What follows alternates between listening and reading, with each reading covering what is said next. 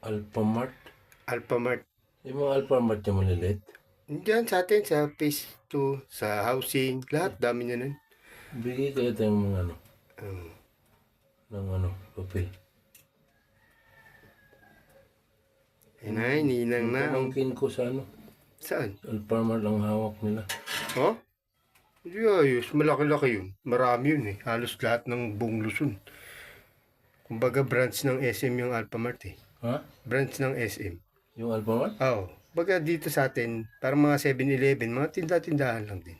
7-Eleven, sino na ganun yan? Ay, hindi ko alam 7-Eleven eh. Ah, pininang na ang bathtub na, binakjab pa. Nangyayari talaga. Tuki.